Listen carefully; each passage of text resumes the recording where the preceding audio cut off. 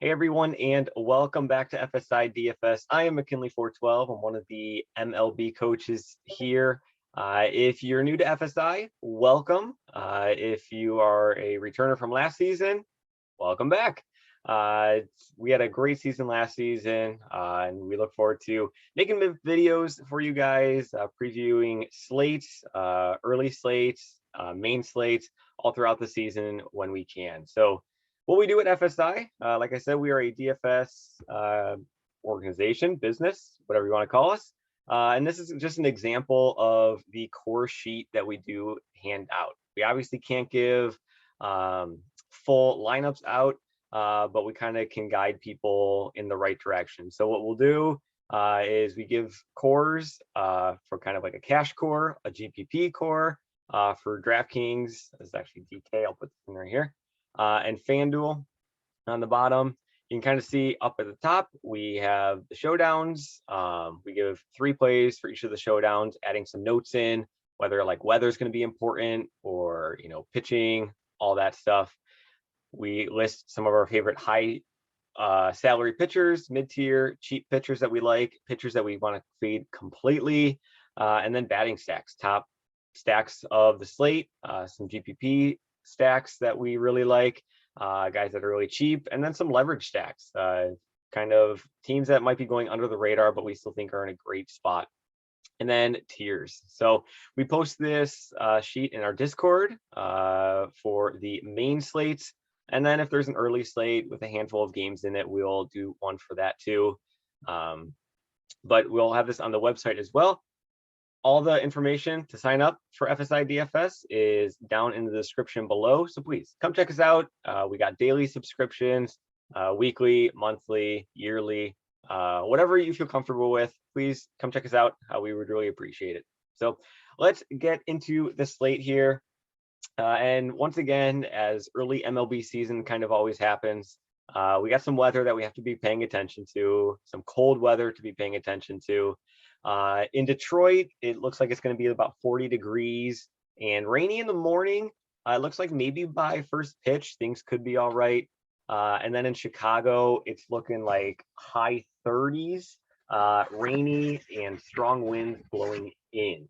So definitely not great hitting weather in Chicago if they even do play it. We record these the night before, so please keep up to date with any of the weather, any of the lineup or pitching changes that do happen. But other than that, let's dive into this. Garrett Cole, top priced pitcher on the slate. He's got a tough matchup going against Boston. Now, Cole, he hasn't really been stretched out too much. He only pitched 5 innings in spring training, so I'm not sure if you really want to pay that much salary for a pitcher who isn't really stretched out and is going up against Boston, a very good offense. So I think there are other spots that you can go in this. Obviously, he's got that upside. We all know it. But it's just tough to know how far he's going to go into the game on top of after pitching only 5 innings in spring training, on top of having this tough matchup. Brandon Woodruff, like I said, if there's going to be a game postponed tomorrow, it's probably going to be the Chicago game. So please check it. But if it does play, he is in a great spot. Woodruff has that amazing K upside. He had a pretty rough spring, all things considered. I think he went like 11 innings, 14 earned runs. So pretty ugly. But we all saw what he is capable of last season, going up against Chicago, a high strikeout team. And we get those strong winds blowing in at Wrigley.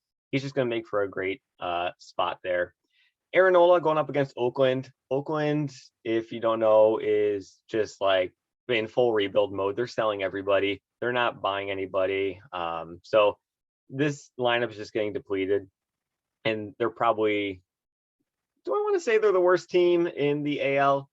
Maybe not. I mean, you got Oakland or Baltimore kind of competing there, but still, Oakland is going to be pretty bad this season. So Aaron Nola is in a great spot. Unlike Woodruff, he actually had a pretty solid spring. 14 innings pitched. He went 9 games. These are game logs from last season. It's just kind of habit for me to click it. But 14 innings over the spring, 9 earned runs. And in those 14 innings, he had 20 strikeouts. Opponents were only hitting 200 off of him. So now he's got this great matchup and probably one of the better, I mean, it's not great, but better hitting or pitching environments going tomorrow. So Aaron Nola, I do not mind him for cash and even GPP with that upside. I don't mind him there at 9K. Giolito, I just love the beginning of the season when you just get all of these stud aces going at the exact same time. Giolito, great pitcher, possible Cy Young candidate, and he's going up against Detroit, a team that he actually really struggled against last season. He started 5 games against them and didn't beat them a single time. He had an ERA over 5 during it. But new season, new trends possibly. Giolito, he went 11 innings in the spring, had 13 strikeouts, so he's in good form. He wasn't really allowing too many runs, so he's in good form. Again, please pay attention to the weather with this Detroit game. Frankie Montas, he's trying to follow Manaea out of Oakland, and he's hoping to be off that team pretty soon. Will not touch him with a 10-foot stick in DFS here. Eovaldi looked real strong in the spring. I liked how he was looking. He had 16 strikeouts in just 12 innings. And his opponent batting average was under 200. So he was like phenomenal in the spring. Again, a tough matchup. All these AL East teams are just going to be beating up on each other all season long. So it's going to be interesting to see how things shake out there. Eduardo Rodriguez, I will not touch a left-handed pitcher against this Chicago White Sox lineup all season long. Maybe there's an exception or two, but for the most part, lefties against the Chicago White Sox team, their lineup is pretty much all righties. One thing he does have going for him is that Tim Anderson is suspended for the first 2 games of the season, so Chicago is missing him. But still, they have enough firepower in their lineup and a bunch of righties that they could do some damage to him. McClanahan, I was a little surprised to see him at only 6.6K. He definitely stood out, especially in a great juicy matchup going up against Baltimore. But then I thought about it a little bit more, and Tampa Bay is kind of the team that they put inning limits on their pitchers. They really don't want them to see a third time through the order with the bats. So how deep is he going to go into the game? It remains to be seen. So there's definitely that hesitation with him there. But as far as GPP goes, I think he's a fantastic spot at just 6.6K. John Means going up against Tampa Bay. I'm not too interested in that. Tampa Bay, people kind of forget, they had the second best offense in terms of runs scored last season. I think they were only like 6 or 7 runs back from being the, highest run scoring team of the year last year. And then Steele going up against Milwaukee. He's got some control issues. He was walking a lot of guys in the spring, so I'm not too interested in that. So let's kind of turn towards the bats. I don't know what order I want to go in here. We'll start from the end and we'll go backwards. Tampa Bay going up against Baltimore. This game, I'd probably be only interested in the Tampa Bay bats. Zunino, he's got fantastic numbers against left-handed pitching. Fantastic numbers last season. I think he was hitting like 342 or something. He definitely has that home run upside with him as well, so I don't mind him there. Franco, he's kind of like the guy coming up. He's not gonna save the franchise. The franchise is already doing amazing, but he's definitely the guy to be watching out for. He is going to be a fun player for a long time. Arozarena, 5.4K is a little high there, but he has like the second best numbers against left-handed pitching on Tampa Bay. But one guy I would be looking at is Margot. At just 3.4K, he has the possibility of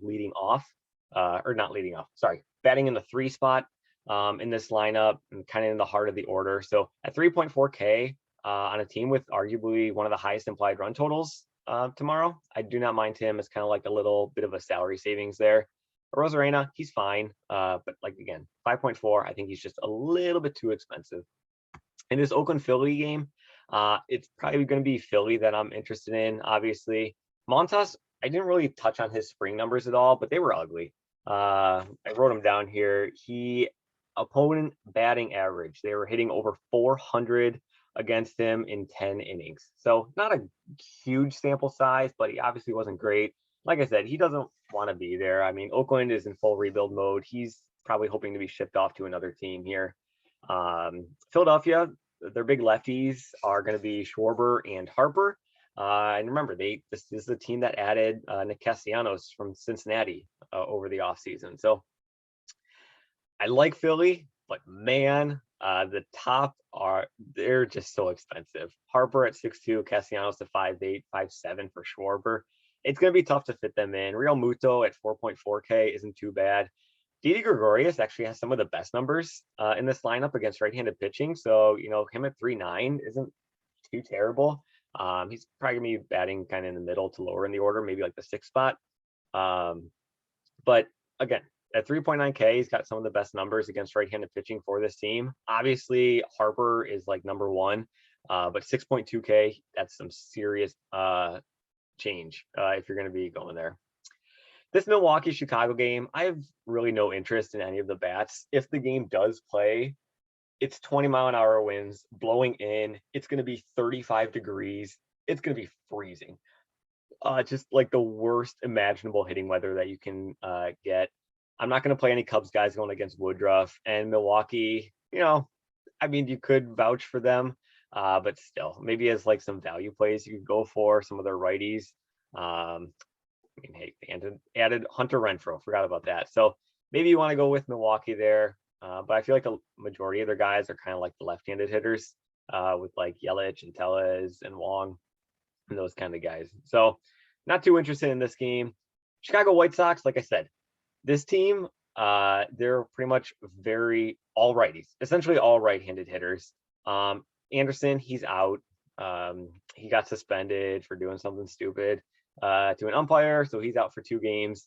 So in his spot, they already got their lineup out the night before, which is awesome. But AJ Pollock at 4.5K. I'm going to be playing the Chicago White Sox team a lot this season. I'm a huge fan of this lineup. I'm a huge fan of their pitching staff as well. I kind of want to make them like my World Series pick to win it all. I know LA Dodgers on paper are just insane. And then you got like Toronto and everything, but I think the White Sox are kind of a sneaky good play or to win the World Series. You got Lynn, Giolito, and Cease is kind of like their 1, 2, 3, and that's just phenomenal to go along with this lineup. This lineup is strong already tomorrow, and then you look and they're missing Moncada and Anderson. That's just going to make it so much better. Luis Robert, he's the only guy that's over 4.8K. So guys I would be picking here would be like Jose Abreu for sure. Eloy Jimenez, I was a big fan of him last season, but his numbers aren't actually that great against left-handed pitching. But I don't mind him in the grand scheme of things. Grandal, if you don't want to go Zunino, going Grandal, I have no issues with that either. But yeah, so I kind of like Chicago on that side. Detroit going up against Giolito. I think that they can make for an interesting GPP play just because I said like Giolito really struggled against this lineup last season for whatever reason it was. And it wasn't just one game that he did poor in. Like it was a 5-game sample size and he could not beat this team. He went 0-3 overall. He had an ERA over 5 compared to his ERA of like near 3 against everybody else in the rest of the season. So I think Detroit can make for a very interesting GPP play. And then this New York Yankee Boston game, I honestly don't know where this is going to go. The AL East is such an interesting division. You have 4 teams where if you told me right now that, any of these 4 teams are in the World Series this year, I wouldn't be too shocked. I think the team that would shock me the most might be the Yankees. I just got a little hesitation on their starting rotation. But they definitely have the bats and the tools to, make a run in the playoffs if they can stay healthy and everything. Like, do I want to play a bunch of guys against Garrett Cole? No, not really. Do I want to play a bunch of guys against, Nathan Eovaldi, who's had a fantastic spring? Not really, especially guys. I don't want to be paying 6.1K for Rafael Devers or 5.3 for JD Martinez, who had a really rough spring. Trevor Story, I think he's going to be a bust, leaving Coors Field and everything. So the Boston bats are just so expensive going up against Cole, and then vice versa. New York Yankees going up against Eovaldi. Donaldson and Judge, they were locked in during the spring. Can they take that and translate it into the regular season? It remains to be seen. But I'll be honest, I don't have a good read on this game right now. But I mean, Red Sox, Yankees. I'm just happy it's back. Starting off with a nice rivalry game. So yeah, so I mean, I was just kind of putting guys in here. This is not a core by any means. I was just kind of plugging guys in as I see fit. I mean, like I really like Abreu. I mean, there's a real good chance that he's going to be a core first baseman for us tomorrow on the early slate. Margot at 3.4K can really open up some salary for you. Harper, he's got insane numbers at 6.2K. Zunino, Grandal, paying up for catcher, it's not the worst thing on this slate. Real Muto, you can add him in there as well. But I mean, catcher's catcher. You just kind of hope to get lucky when you put those guys in. And then back to the pitchers. I think Aaron Nola. What would happen if we put in Nola? What's our remaining salary? 4.6K. So obviously, we're a little bit tight because you're gonna have to fit in another starting pitcher. Maybe you like Nathan Eovaldi. I mean, you've got 3.7 remaining. You could easily do that. If you go and throw Woodruff in and you're not concerned about that weather, I mean, it's getting tight at 3K. So again, this is not a core by any means, but this is just kind of me talking, giving you some plays that kind of stand out to me the night before. And yeah, so 5-game slate for the early afternoon. And then there's another 5-game slate going on later tonight. So thank you once again for coming back to these videos. We really do appreciate it. If you haven't already, please subscribe to FSi DFS. We do cover all of the sports. Come check us out. Come join us in the Discord. It's always a great time in there. Just talking about sports in general, even if DFS isn't in play. So yeah, so please come join us. Everything's down in the description below. Thumbs up, subscribe, all that YouTube stuff. We really do appreciate it. As always, good luck in your contests, and we will see you in the next video.